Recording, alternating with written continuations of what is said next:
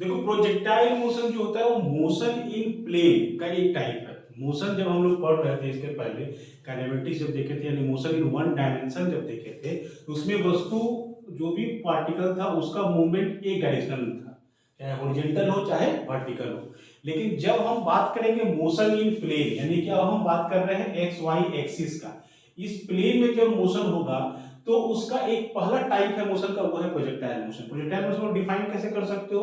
Simple, अगर projectile motion की बात करें तो वो क्या होगा कि अगर हम किसी पार्टिकल को हॉरिजॉन्टल के साथ u वेलोसिटी से एंगल थीटा पर अगर हम फेंकते हैं, सर्टेन वेलोसिटी से फेंकते हैं, देन इन दैट कंडीशन ये पार्टिकल कुछ इस तरह से मूव करता है और इस तरह के मोशन को हम लोग कहते हैं प्रोजेक्टाइल मोशन।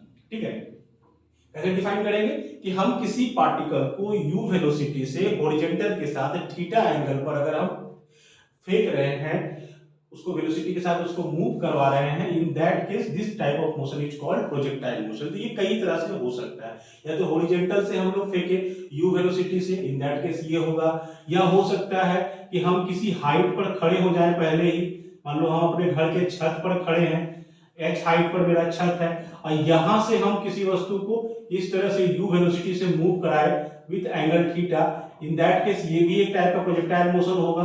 इसमें क्या होगा कि यहां से ये बॉडी इस तरह से मूव करते हुए आएगी। ये वाला केस क्या है, मान लो कोई क्रिकेट का मैच चल रहा है, बैट्समैन को बॉल आया, बॉल उसने मारा इस तरीके से, तो मूवमेंट क्या हुआ उसका, एंगल थीटा के साथ बॉल को उसने मूव किया, वो इस तरह से प्रोजेक्टाइल मोशन करते हुए बाउंड्री पार कर गई। एक ये केस है, हाइट पर भी हो सकता है। तीसरा केस मान लो कि लोग कि सर्टेन हाइट पर कोई एरोप्लेन मूव कर रहा है h हाइट पर, जो सर्टेन वेलोसिटी u से एरोप्लेन हवा में चल रहा है और यहां से वो किसी वस्तु को ड्रॉप करता है। जब ड्रॉप मतलब सामान को गिराया, तो जैसे सामान ड्रॉप होगी तो क्या होगा कि चूंकि इसके पास हॉरिजॉन्टली एक वेलोसिटी पहले से है, तो जो वस्तु ड्रॉप होगा उसके पास भी हॉरिजॉन्टल कुछ वेलोसिटी होगा। इन दैट केस ये बॉडी कुछ इस तरीके से मूव करेगी, यानी कि हम हाइट से यहां पर ड्रॉप कर रहे हैं। इन दैट केस ये भी एक टाइप का प्रोजेक्टाइल मोशन है।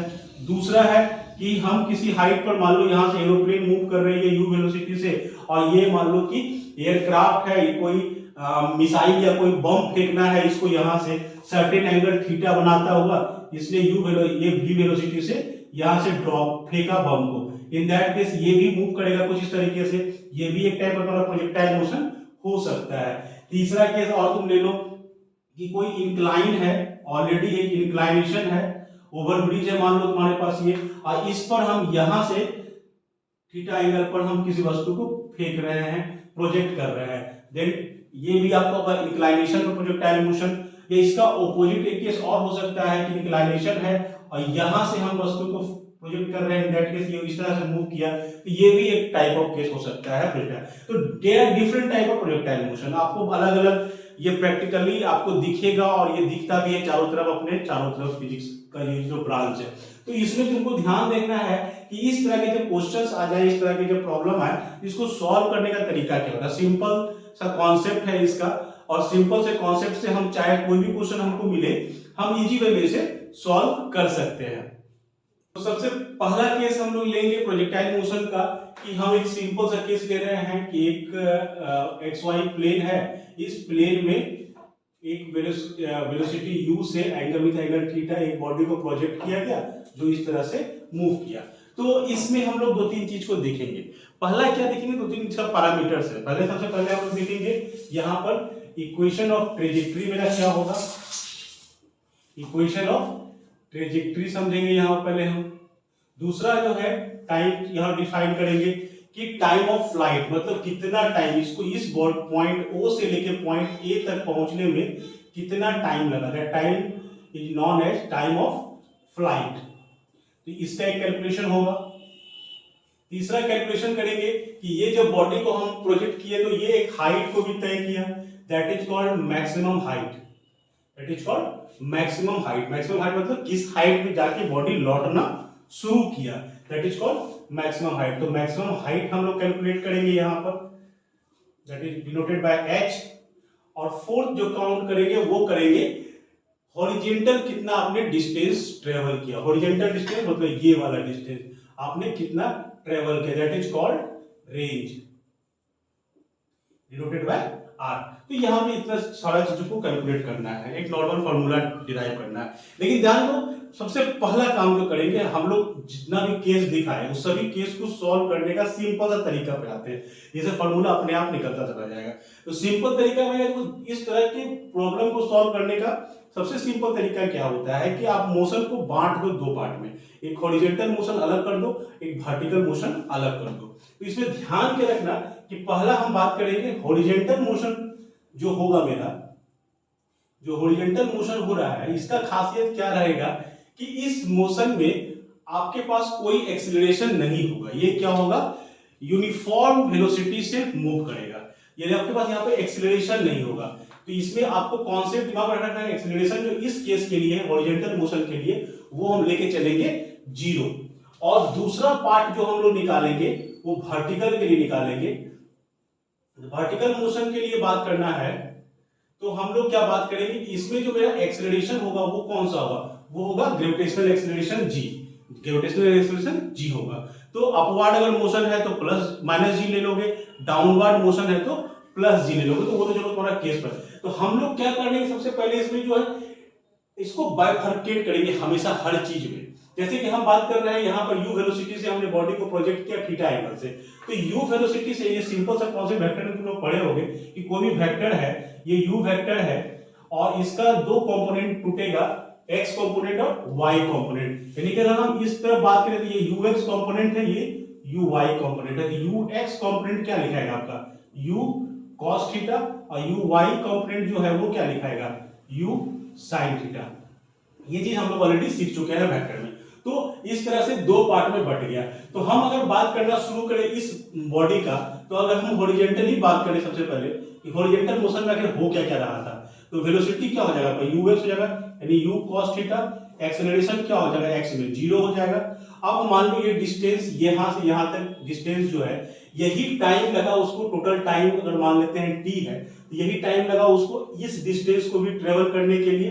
तो टाइम हो गया, मान लो टाइम ऑफ फ्लाइट जो है वो हमने ले लिया t, ठीक है। तो अगर x डिस्प्लेसमेंट बात करें, x में कितना उसका मोशन हुआ, तो ओ ए उसका टोटल डिस्प्लेसमेंट है। तो टोटल डिस्प्लेसमेंट है वो क्या है, o यहां से स्टार्ट किया और कहां पहुंचा, a पर, तो ओ ए डिस्प्लेसमेंट हुआ। तो फॉर्मूला हम लोग पढ़ते थे s बराबर ut plus half A T square. तो यहाँ तो a तो 0 है, तो ये पार्ट को खत्म हो जाएगा, यहां से बचेगा क्या, केवल s इक्वल टू ut। यानी डिस्प्लेसमेंट अगर OA की बात करें तो वो क्या हो जाएगा, u x वाला कंपोनेंट लेंगे तो ux into total time t, ये हो गया हमारा डिस्प्लेसमेंट। इसको हम लोग क्या डिफाइन किए थे, रेंज। तो r इक्वल टू क्या लिखाएगा, u cos theta, because ux equal to cos theta और टाइम t। ये मेरा इक्वेशन नंबर 1 बना। चलो इसको हम यहां पर रख देते हैं, ठीक है, और इसको सिंपल फाइनल कर लो। फिलहाल x equal to r equal to u cos theta into t। चलो एक पार्ट मेरा हो गया। दूसरे पार्ट पे आते हैं, वर्टिकल मोशन की बात करते हैं। तो वर्टिकल मोशन में वेलोसिटी कितना है, u sin थीटा। अगेन हम अप्लाई कर सकते हैं formula, s equal to ut plus half at square. क्या क्या चेंज होगा, s कितना होगा ये बताओ, सबसे पहले दिमाग में ये बैठाना है। वर्टिकल मोशन में क्या होगा, तो वर्टिकल डिस्प्लेसमेंट की बात करेंगे हम, तो हम उसको o पॉइंट से प्रोजेक्ट किए थे और मूव करके वो आया ए पॉइंट पर। तो वर्टिकली जो वर्टिकल आपका वाई एक्सिस है, इस वाई एक्सिस में इसका डिस्प्लेसमेंट कितना होगा, तो आपको क्या पता है, अगर हम एक्स कोऑर्डिनेट पर ही बात कर रहे हैं, यहाँ पे वाई कोऑर्डिनेट क्या हो जाएगा, ये मान लो क्या हो जाएगा आर और 0। वाई कोऑर्डिनेट कितना उसका हो गया 0। इट मींस क्या हुआ कि वर्टिकल डिस्प्लेसमेंट उसका हो ही नहीं रहा है, वर्टिकल डिस्प्लेसमेंट फाइनली 0 है। इट मींस क्या हुआ कि जो s होगा डिस्प्लेसमेंट आपका वो कितना हो जाएगा 0। u का वैल्यू क्या लिखेंगे हम लोग, u y वाला कंपोनेंट, टाइम क्या लेंगे, टोटल टाइम, जो टाइम यहां पर हमने बात किया वही टाइम यहां भी आएगा, तो टोटल टाइम क्या हो जाएगा t प्लस हाफ। अब एक्सीलरेशन की बात करो, हमने मोशन कहां करवाया, ऊपर की ओर हमने प्रोजेक्ट किया, यानी अपवर्ड मोशन हमने दिया, तो एक्सीलरेशन क्या होगा, लगेगा डाउनवर्ड, यानी नेगेटिव में लगेगा। तो क्या लिखाएगा माइनस जी आई इंटू टाइम का स्क्वायर, बैठा दिए फॉर्मूला पर। अब इसको सॉल्व करते हैं तो 0 इक्वल टू क्या हो जाएगा, यू वाई आपका कितना हो गया, you sine theta into T minus half G T square. इससे आप टी कॉमन ले सकते हो तो क्या मिलेगा, u sine theta minus half g into t. अब यहां से आपके पास टी का दो वैल्यू निकलेगा, एक निकलेगा टी इक्वल टू 0 और दूसरा निकलेगा u sine theta minus half g into t equal to 0। Solve कर लो तो half g into t equal to u sine theta, so t equal to 2u sine theta by g. This is your first formula, that is called time of flight, that is called time of flight. तो आपको यहां से time of flight मिल गया। ध्यान देना, यहां से आप इसको समझो, टी का दो वैल्यू मिला, एक टी इक्वल टू 0 मिला, एक t equal to 2u sine theta by g मिला। टी का दो वैल्यू क्या रिप्रेजेंट कर रहा है ये समझो। टी का वैल्यू 0, ये क्या रिप्रेजेंट कर रहा है कि बॉडी जो है ओ से शुरू हुआ और ओ पर ही खत्म हो गया, मतलब हमने वहां पर वर्टिकली कोई मोशन नहीं किया। और दूसरा टाइम निकाल रहा है जो बता रहा है कि यहां से लेके यहां तक हमने जो मोशन किया उसमें टाइम मेरा ये निकला, यानी कि हमने टाइम ऑफ फ्लाइट निकाल लिया। सिंपल सा कॉन्सेप्ट है, ये वाला वैल्यू यहां पुट कर दोगे तुम्हारा रेंज निकल जाएगा, यानी ये निकल गया, ये निकल गया। अब बात करते हैं मैक्सिमम हाइट की। मैक्सिमम हाइट क्या बताया हमने कि जो आपका हाइट, जिस हाइट के बाद बॉडी, यहां तक तो बॉडी ऊपर की ओर जा रहा था, यहां से बॉडी नीचे मूव करना शुरू किया, जिस पॉइंट से बॉडी नीचे की ओर मूव करना शुरू कर दिया, जिस हाइट से बॉडी नीचे की ओर मूव करना शुरू कर दिया, that height is known as maximum height. So we will calculate maximum height. तो कॉन्सेप्ट क्या होगा यहां पर, ध्यान से समझो। मैक्सिमम हाइट के कॉन्सेप्ट में क्या होगा कि जहां पर वर्टिकल वेलोसिटी जो थी वो 0 हो जाए, क्योंकि यहां पर जब वेलोसिटी 0 हुई तब तो बॉडी, जब तक उसकी बॉडी के पास अपवर्ड मोशन वेलोसिटी रहेगा तब तक तो बॉडी ऊपर की ओर मूव करती रहेगी। और जब यहां से लौटा, मतलब क्या हो, यहां पे आके उसका वेलोसिटी 0 हो गया, अब उसके पास वेलोसिटी नहीं है ऊपर जाने की, तब ना वो लौटेगा। अगर जब तक उसके पास वेलोसिटी रहेगी तो ऊपर जाता रहेगा। इट मींस क्या होगा कि एट मैक्सिमम हाइट हम डिफाइन कर सकते हैं, एट मैक्सिमम हाइट आपका जो वेलोसिटी होगा वी वाई वो क्या होगा, 0 होगा। मैक्सिमम हाइट के लिए कॉन्सेप्ट क्या रहेगा हमारा कि जहां पर मेरा फाइनल वेलोसिटी 0 हो जाए। तो फॉर्मूला एक पढ़े होगे आपने, v square equal to u square plus 2as। Apply करके देखते हैं इसी को, क्या होगा, v स्क्वायर मतलब क्या होगा, फाइनल वेलोसिटी का स्क्वायर, वर्टिकल मोशन की ओर बात कर रहे हैं क्योंकि हमको हाइट निकालना है। तो वर्टिकल मोशन में ये हो जाएगा यू वाई का स्क्वायर प्लस 2a का वैल्यू माइनस जी। क्यों माइनस जी होगा, क्योंकि वर्टिकल मोशन में हम लोग अपवर्ड मूवमेंट की बात कर रहे हैं, तो एक्सीलरेशन माइनस जी। और s क्या है आपका, मैक्सिमम हाइट। s क्या है, मैक्सिमम हाइट। तो पुट करते हैं वैल्यू, फाइनल वेलोसिटी कितना हो गया, 0। हमने पहले ही बताया कि मैक्सिमम हाइट मतलब क्या होगा, फाइनल वेलोसिटी आपका वहां पर 0 हो जाएगा। यू वाई का वैल्यू यू साइन थीटा का whole square minus 2gh put कर लो, 2gh equal to u square sine square theta, so h equal to u square sine square theta by 2g। This is formula for maximum height, this is formula for maximum height. तो time of flight निकल गया, maximum height निकल गया, range को भी तुम चाहो तो यहीं पे कैलकुलेट कर लो, r इक्वल टू क्या हो जाएगा, u cos थीटा, और t का वैल्यू पुट करते हैं तो 2u sin theta by g। क्या हो जाएगा ये, 2u square sin theta into cos theta by g। जानते हो formula, 2 sin theta into cos theta equal to sin 2 theta, so we can write here sin 2 theta by g। This is formula for range. आपका range भी calculate हो गया, तो यहां से हम लिख सकते हैं range equal to u square sine 2 theta by g. Third formula आपका आ गया। अब है क्या कि इसमें एक चीज पूछेगा तुमको, मैक्सिमम रेंज, मतलब ये जो हॉरिजॉन्टल डिस्प्लेसमेंट है ये मैक्सिमम कब होगा। क्वेश्चन नॉर्मल सा यही होता है ना कि मान लो क्रिकेटर बॉल को हिट कर रहा है, कितना एंगल पर हिट करेगा, कितना वेलोसिटी से हिट करेगा, वो मैक्सिमम मतलब रेंज यानी मैक्सिमम डिस्टेंस ट्रेवल कर जाए। छक्का जो लगता है या बाउंड्री जो पार कर रही है बॉल, तो वहां पे कॉन्सेप्ट यही लगता है। तो मैक्सिमम के लिए हम बात करें कि आर मैक्सिमम कब होगा, तो आर का वैल्यू देखो, यू और तो तुम्हारा है जो तुम जिस वेलोसिटी से तुम मारो, जितना जोर से मारो उतना कोई उसको वेलोसिटी तुम दोगे। चलो ठीक है, जी तो फिक्स है, चेंज नहीं करेगा। साइन टू थीटा ये पर डिपेंड करेगा, यानी कि साइन टू थीटा का वैल्यू मैक्सिमम कब होगा, तो आर मैक्सिमम कब होगा, when sign two theta is maximum. और हम जानते हैं कि साइन का मैक्सिमम वैल्यू कितना होता है, मैक्सिमम वैल्यू होता है 1।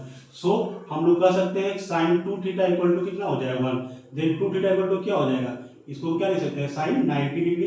सो two theta equal to 90 degree, theta equal to 45 degree. यानी कि अगर हम 45 डिग्री पर किसी बॉडी को प्रोजेक्ट करते हैं तो वो बॉडी प्रोजेक्टाइल मोशन करेगी और मैक्सिमम रेंज देगी, मैक्सिमम रेंज देगी। तो ये था हमारा प्रोजेक्टाइल मोशन का 3 पार्ट। देखो इसमें कोई चीज याद रखने की आवश्यकता तो है नहीं।